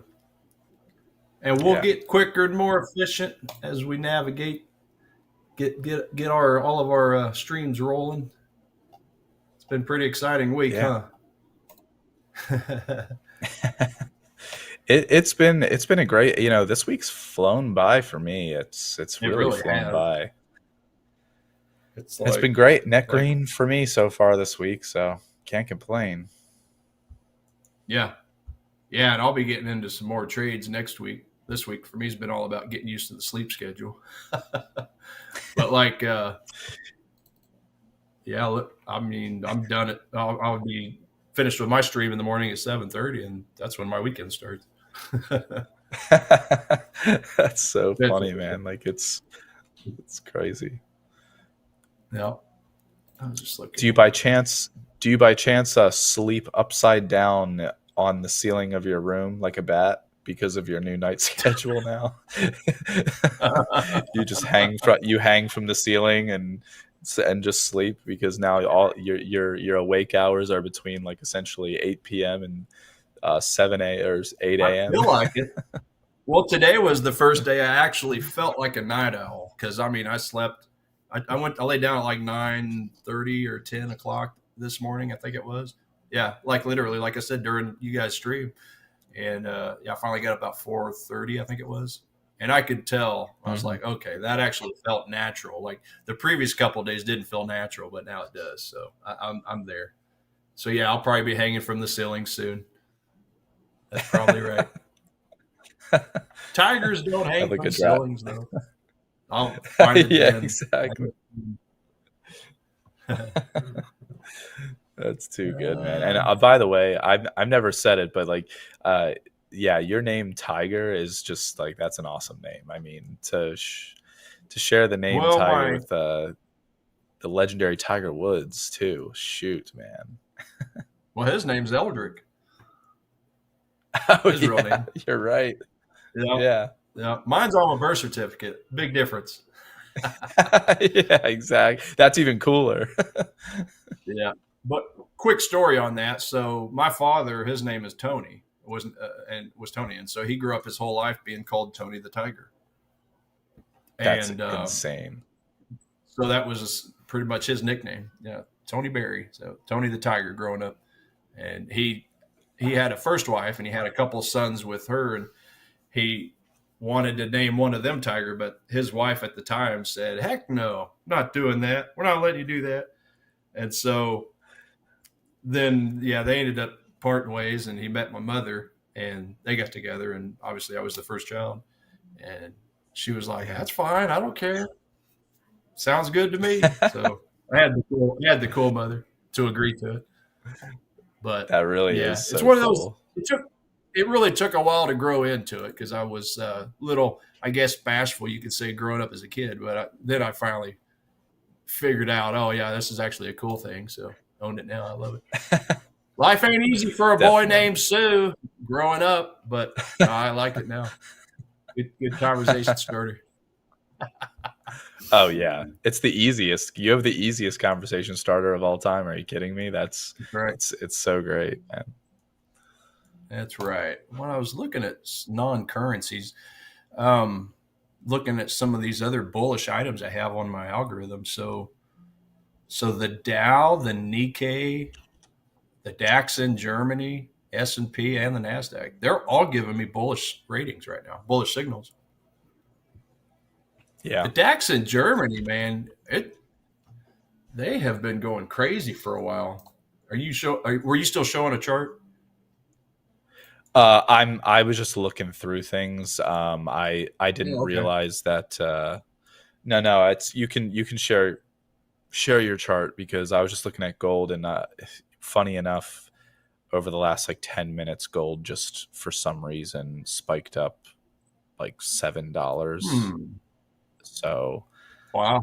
was not expecting that one. Of course, I had my eyes on the Nasdaq that whole time essentially, and missed out. But I guess that is what it is. Yeah. Yeah. Yeah. Just going through a couple indices though on CFDs. So the DAX, yeah, that one's been a pretty good runner for quite a while. Actually, it kind of looks like gold. But I have found a pretty cool spot on here that I like on a daily. So just getting rid of my drawings real quick, hide my master pattern. Got a really nice daily demand zone candle here. And that's right at the 50% level of this swing low, swing high if we're looking at fibs. Pretty good push out, broke these recent highs. So again, this is a daily demand zone. Red candle down, push up. So got a point of interest in there. Flip over to a 4 hour. So adding my drawings back, obviously we got the daily, and this is my favorite type of zone. We got a 4 hour demand zone within the daily demand zone. So as a reminder, as always, I put the daily supply and demand zones in yellow, and then I put the 4 hour or lower in green. So that is my favorite confluence right there. So that's why I put this drawing here the other day. Of course, it's probably going to run without me. But yeah, if I can get any type of pullback to the top of that zone right there, again, over the next several days, whew, that'd be a nice one. It'd be a nice one to jump into.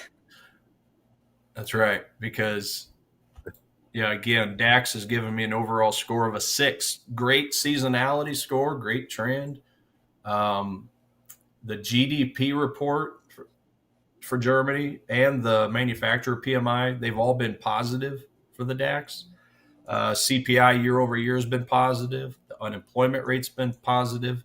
The only negatives to the DAX is really the retail positioning. So this is one of those rare cases, Paul, where the retail traders are actually on the right side of the trade. They're actually net long. Yeah, they're net long. Yeah. That's funny. That's so funny when you when you look at like the COT reports and you do look at like the retail versus major speculators versus commercial. That the small retail side is usually on on the wrong side, unfortunately. But yeah, it's quite often the opposite. Yeah, but I don't know if I have DAX on here or not. I was going to see if I have. Okay, so the COT report I have actually doesn't have DAX, but either way, it's neutral for the big banks as far as the COT. But yeah, look, I always say 90% of traders lose 90% of their money in 90 days. That's just a stat I've heard. We've all probably heard that some way, someplace here and there. But this is one of those rare instances where they're actually on the right side of it, as a collective whole. But again, that's the only thing knocking this. And then the retail sales for Germany was a negative recent report. So other than that, I got a sea of blue over here for the DAX. So, again, just stepping away from currencies for a moment. Give me a pullback to that 50% line. I'm off to the races. Put a stop loss, obviously, below that line there. Got a couple options. You can put it below the daily demand zone or the 4-hour daily demand. The 4-hour demand zone. So this really just is dependent upon your risk tolerance right here. I mean, obviously, the lower you put your stop loss, the less your risk to reward is at that point. If we're taking a buy off the distal line, it's 142 pips or points rather. 15, 30, 45. So 3 to 1's right around this area right here. Now, we also have to contend with this area here. So here's another demand zone that actually formed on the 4-hour time frame. But I don't see it having too much problems getting through that, because when price left this 4-hour basing candle, it didn't go that far. So if it just reverses and comes back, gives us a cheaper price, yeah, I can see it chewing through this zone real quick. Because in the grand scheme of things, it's nothing more than expansion legs coming out of this contraction box, right? Yeah. So expansion up, collect this liquidity, expansion down, collect the liquidity under here, and then drop in and collect those unfilled orders to the long side. Whew. I like it. Do you like how much? What's that? Do you usually do you dabble in will you dabble in the DAX every once some of the international and you've traded the FTSE before, and we've gone through like the FTSE charts and stuff like that before, but we've talked about the Nikkei too. You've dabbled in the Nikkei as well, so you kind of dabble in all the international all the international markets, not just the Forex pairs, but you dabble in those as well. So that's cool. Yeah, I mean, I've got an algorithm that kind of it covers all the currency pairs, but it also covers the major indices: Bitcoin, gold, silver. So, Yeah. when it comes to supply and demand and master pattern, it really works on about everything. Anything that's got high liquidity, I'll preface it by saying that. So as long as it's got high Yeah. liquidity, then it works great. But yeah, with it's a third party site. I don't think I can, probably not allowed to discuss it on here, but yeah, it tracks those other items other than the currencies. So yeah, Right. once I started studying that, I just did some more back testing and just look at it on the charts, and I realized that good fundamentals or bad fundamentals, it really doesn't matter what it is. You can chart it. So if I got a bearish bias, all right, let's go find supply zones to sell into for price to drop. Let's look at selling over value, right? So that you can Hmm. push price down. So, yeah. Ultimately, I think there's going to be a lot more assets added to this platform, but for now, that's what I've got. But yeah, I've just been doing a lot of back testing. It's nice to what excites me the most about it, Paul, is just kind of getting away from just the status quo. Because once I started paying attention to all these indices, gold, silver, Bitcoin, all that other stuff, oil, U.S. oil, um, it's just interesting to see how interconnected everything is. It really is an interworld market that we have. Um, Yeah. but yeah, whatever happens in the gold market may affect currencies. Obviously, the stock market affects gold. So everything is connected by a pulley, a pulley system Yeah. in a grand scheme. That's so true. And as you're saying that, literally as you're saying that, gold just dropped $2 and the Nasdaq just started spiking up a little bit. So, you know, Yeah, uh there you are. the correlations are hilarious. A lot of the time gold, sorry, my camera is getting all fuzzy because I'm moving around too much. A lot of the times gold and the US equity indices are negatively correlated, but there are some odd days where they're positively correlated, and that is due to a wide range of factors that are a little bit too macroeconomic for me to get into sometimes, but or Yeah. it's just positioning related, like the COT report, for example. Maybe Mm-hmm. it's just everybody is over positioned and over long in both the equity indices and gold, and then they just both sell off for a week or whatever. But yeah, or the Yeah. opposite. So uh, yeah. Yeah. It's pretty crazy though. It really is. Like I didn't realize Mhm. how interconnected everything was until I started branching out. Oh, yeah, now mine's going a little Oh slow. yeah. Huh. But yeah, there's your little Dang it, spike. man. Looks like the top of Devil's Mountain. Where's that, Wyoming or something? Yeah, that's great actually. uh Get some you know charted, i what I call charted. I wanted to take a trade on the Nasdaq so badly at some point, and I just never was never able to just be able to find a good entry. And it's kind of annoying because Yeah. I want to get a trade on.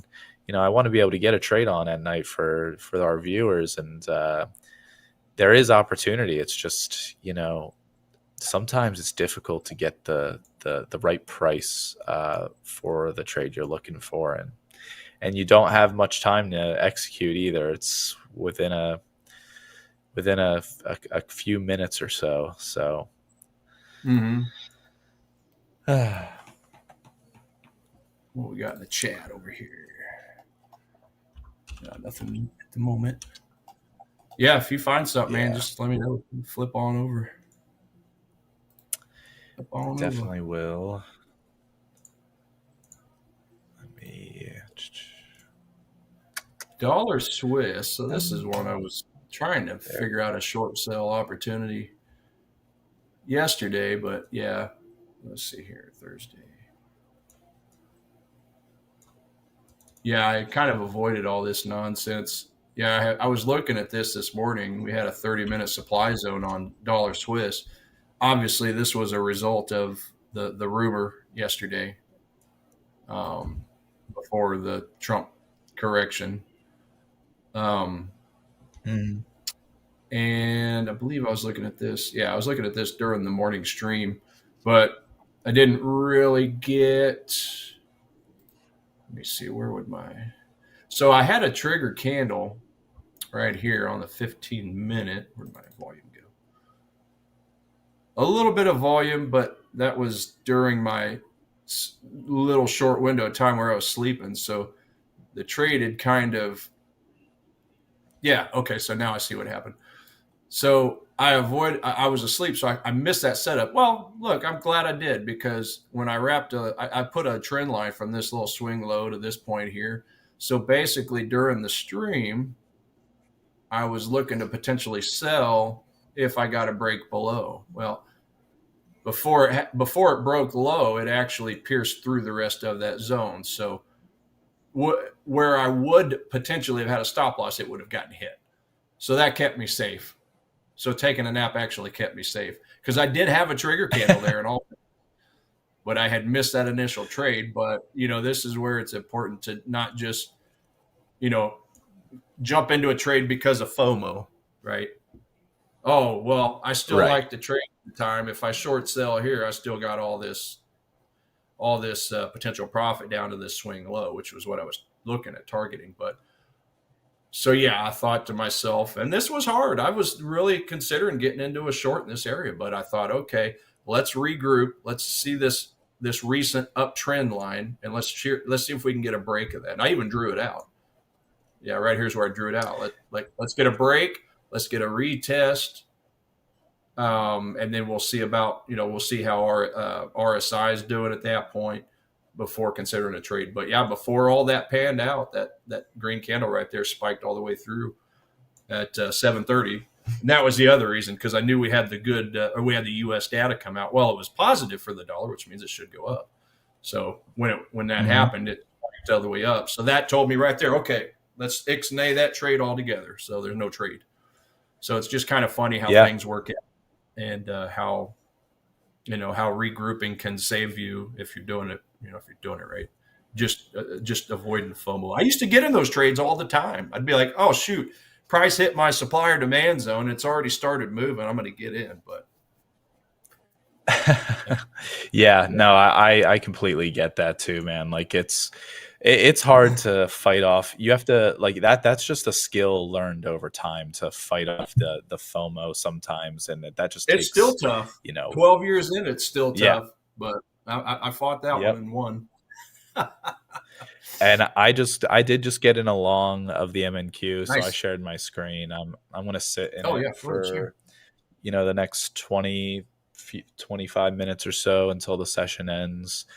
I feel like we started breaking out, or we started breaking above kind of the range we've been in the last hour and a half or 2 hours, and we might be kind of supported in a little support area right above VWAP. So yeah, just got in a contract here and gonna see where it takes us. I would love to see. I'm risking about 5.5, so 5.5 points, and I would like to get up to 23 283-ish. So I'm gonna risk about 5-ish points to make 10-ish points because I'm in at 23 273.50. So if we could Here, share I'm gonna my share, screen share your back chart. end, that would be great.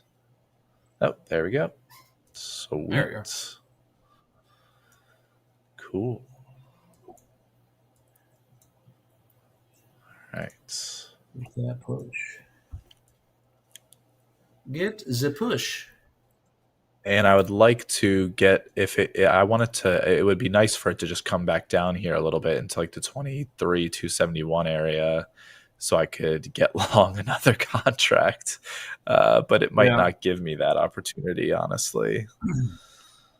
So, So you put in like an initial like partial trade and then try to fill a second one yeah, to get more of a fourth. exactly. Usually, right. Because I know Okay. like my execution on this was not where I genuinely would have wanted it. So what happened here, like the exact process that happened was, I'm just trying to zoom in so it's easier to see here. I was looking at this little consolidation, and then once this hammer candle formed, I was looking at the order flow, and I saw the quick spike up. So it like went down and then immediately got bought up. And as soon as I saw it immediately get bought up, I just entered long. And Mm-hmm. I wasn't placing my stop below that wick or anything necessarily. I actually placed it low. You can see I placed it at 23 Looking good now. 267 ish. But yeah, look, now it's we're jumping up. But as soon as I see order flow like that, where sellers try to go down and then immediately it just punches back up, and we're already in an uptrend and we've broken through an area of resistance slightly already, it Mm-hmm. just it's like again, it's like one of those, you got to see it within like the 10 seconds it's happening and be Yeah. quick and decisive. So Yeah. so yeah, it's working out so far. Love to see it continue. Miss your um other miss your other half, but hey, is what it yeah, is, right? yeah, exactly. There's always. And it just, yeah, it is what it is. Like, I'm okay with it, you know. It doesn't bother me to not get into like full positions all the time or anything. And with these challenges, Mm-hmm. I trade different than like in my own, like with the 100K one step challenge that I'm in right now with Ola Prime. I'm Yeah. taking this.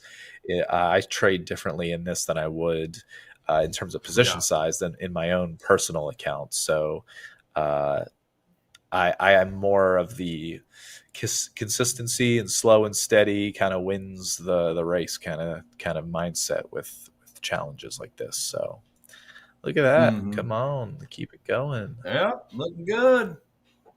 Now you're thinking, dang it, I should have got the full position. Yeah, and my Hindsight. full position what yeah, right, exactly. And my full position technically would be three contracts, three mini or three micros.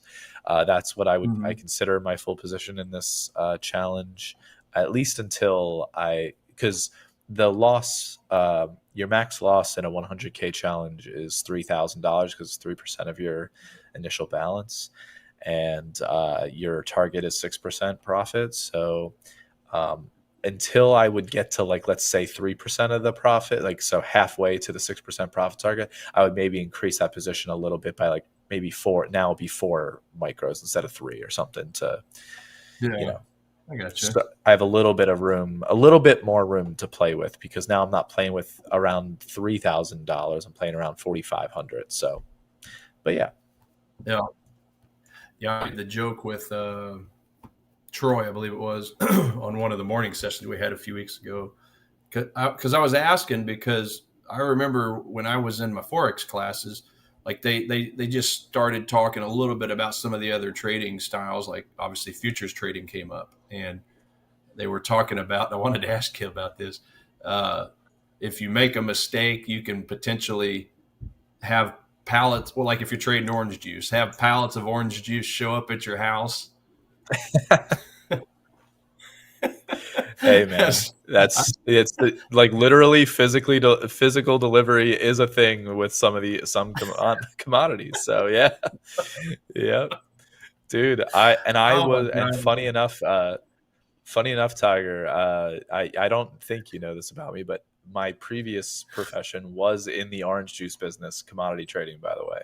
Okay, So okay. kind of wild, yeah.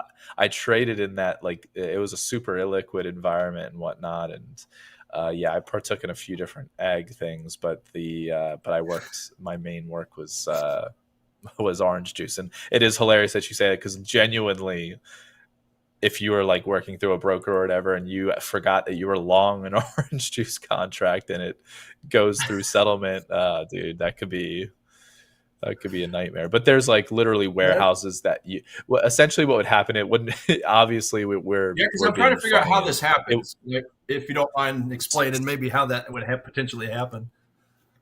yeah, so how it would happen is it wouldn't get delivered to your house, but there are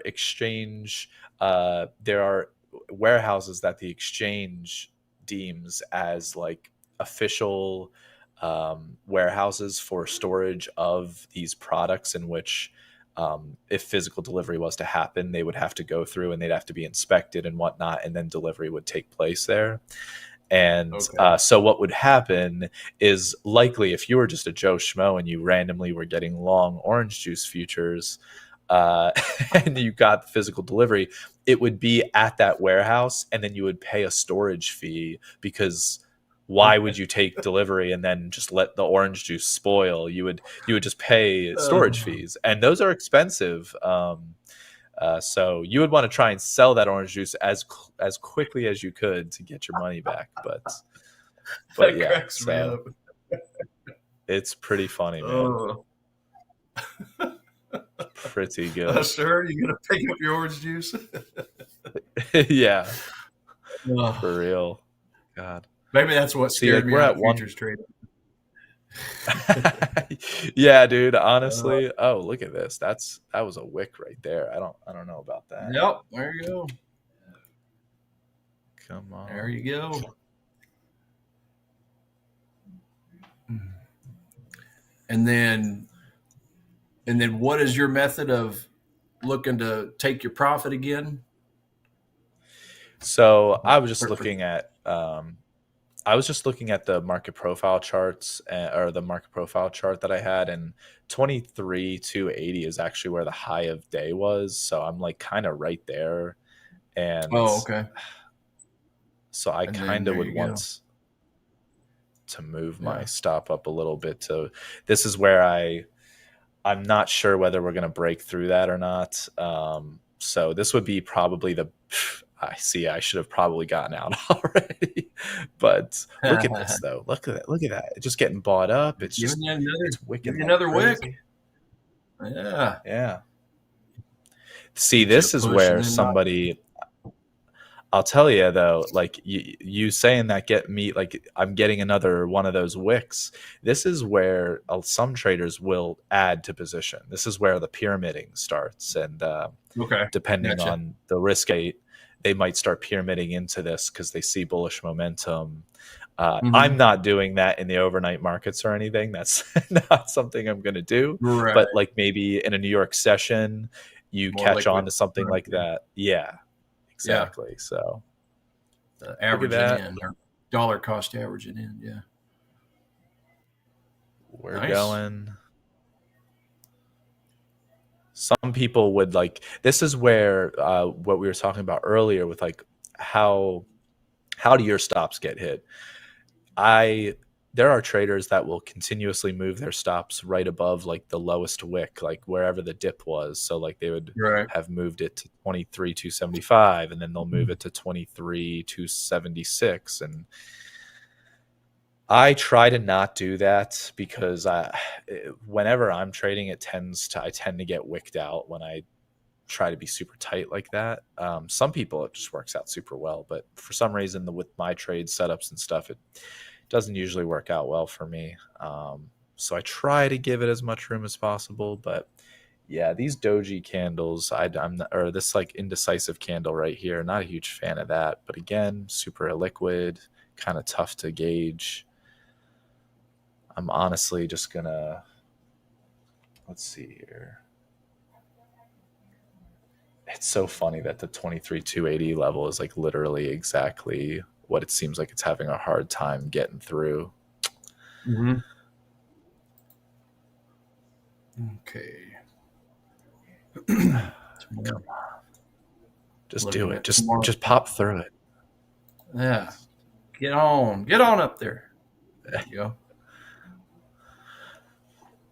I would love to just see like a 10 tick pop, Hmm.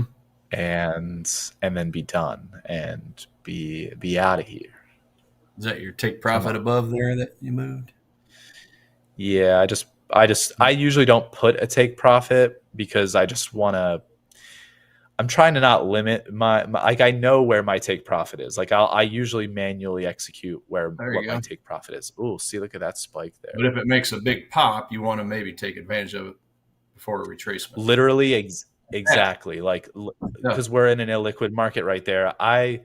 The fact that it just spiked up and did that weird thing, it's basically right there. I'm not going to be scrounging for 2 ticks or something. Like, yeah, look, it would have just hit my Well limit, done. but like, Yeah. what's the point? So yeah, No, that's just like, perfect. one micro, small little trade, nothing crazy, but not bad. Some Yeah, action. Seeing, that's kind of that's kind of what I do too. Like I don't want to limit my profits, but like if it's a trade I'm keeping open overnight, like you know, um, I'll put a stop loss. I mean, a take profit in, but I'll put it unusually high. So hey, if Mhm. I get a big giant pop overnight or over day, now that I'm sleeping during the day, if I get a big giant pop, then I don't want to lose it.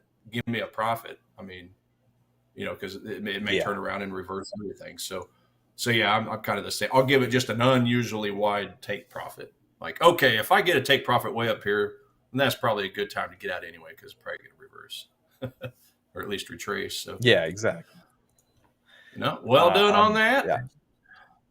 Thank you, man. Thank you. It's these are this is like, just if I can just get one opportunity like this every quiet market session, even if it is a loss or whatever, I'm glad to be able to at least see some sort of technical, order flow kind of situation occur and be able to exemplify it. And it's not always going to work out, but of the last like 3 sessions we've done together, uh, we've had a couple work out, and it's Mm-hmm. great to see. Oh, look at that! Look at that! Now It's it's just just continuing. exploding. Like, oh man, Yeah, that's the super way it super works. bullish. Well, exactly. You feel So, good about a and that and profit, and then you're always like, dang it, I just left some on the table. but nah, I'm not worried about it, to be quite honest. Like, Right. like for me, extracting anything from these overnight sessions is pretty cool to me, and it's a learning experience because Mm-hmm. I don't have a ton of experience in the overnight sessions. I used to trade them a while back, a little bit, Yeah. but recently I have not, and especially not. I used to do it in like, oddly enough, I used to do it in crude oil, which is kind of weird. But talk about illiquid.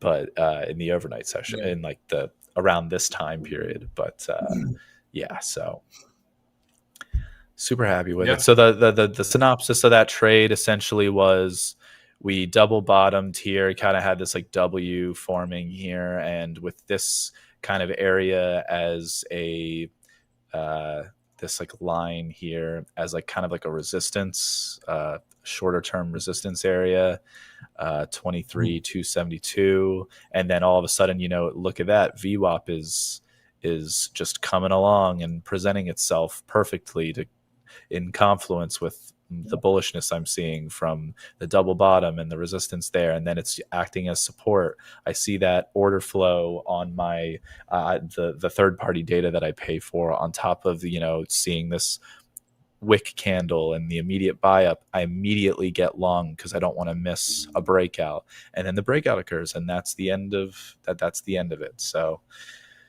And simplified that summary. yeah, and that candle wick down, was that your white line? Is that your VWAP line Yes, or what? yes. Okay, so yeah, that's another confluence. As you're explaining all that, it reminds me. We're watching this show on Netflix called Quarterback. It's just basically follows 3 NFL quarterbacks over the course of the season, just seeing how they prepare and everything. And it's funny because as you was explaining your synopsis, it reminded me of the episode we watched 2 nights ago. It talks about how the quarterbacks, and it's Jared Goff. Who's the other quarterbacks? Jared Goff, Joe Burrow, and Kirk Cousins, right? So they're talking about everything they're doing in the huddle. So they have 25-second time, right, to get everybody in the huddle before they hike the ball. They're talking Mm. about, well, the first thing I do is I look at the safeties. I look at the mics. I look at are they going to send pressure? Are they going to blitz? Are they going to go back the front line like that? And then they'll have to change their plays and everything. But the idea is they're doing all that stuff in 25 seconds, and then having to hike the ball and then exit. So that's exactly what that reminded me of, the way you was explaining that, because you have to be quick with the way you scout, Yeah. right? I mean, you gotta you make that decision ASAP. I You know, just thought that was yeah, that's interesting. such a no, that's such a good uh correlation there. And we actually talked about this in an earlier session too, that being a trader is probably one of the hardest professions you can embark on. And Yeah. just because of the amount of essentially the amount of just like fortitude you have to have in many different aspects. But and then, like, for example, like you're just saying, like being a QB, like being one of the best quarterbacks in the greatest football league in the world, uh it requires an insane amount of like intelligence, athletic ability, the ability, just comprehension skills, like you were saying, just analyzing things super Mm-hmm. quickly and making really good decisions based off of it. It's just so true, man. It's so true. And I won't say that I So am who the Jared Goff or anything of trading. I was That's just me being mentioned, in his name. It would be is would be flattering, but I'm not close to his level yet. But I want to be. That's where I want to be. So Yeah, well, but the brain that you have to be a scalper like that is the same as a quarterback. So that would tell me that maybe quarterbacks, because they have to come up with those quick decisions, maybe they could potentially be good scalp traders like that. So, it's honestly, just kind of interesting comparing. not a Probably. bad idea. I Not mean, yeah, probably. Yeah, they always yeah. talked in the trading classes I took about some of the best traders are pilots, because all trading is going through a Oh, checklist of things that have to match up. Well, they do checklists every flight, pre-flight, in-flight, post-flight.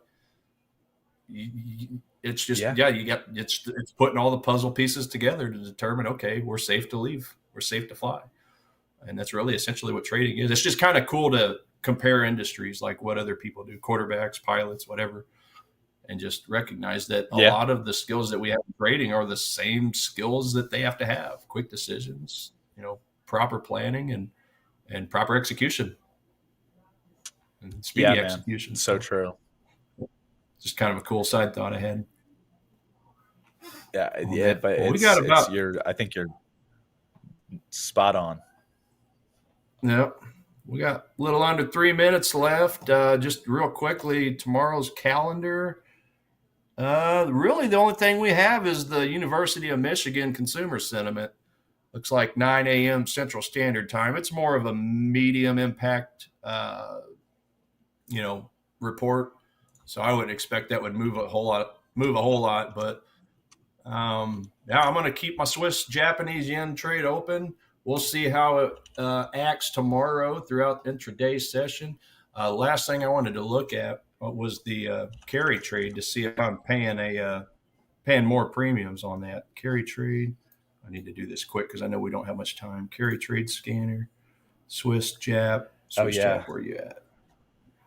In other words, am and I am the I paying a Zoom. positive or a negative?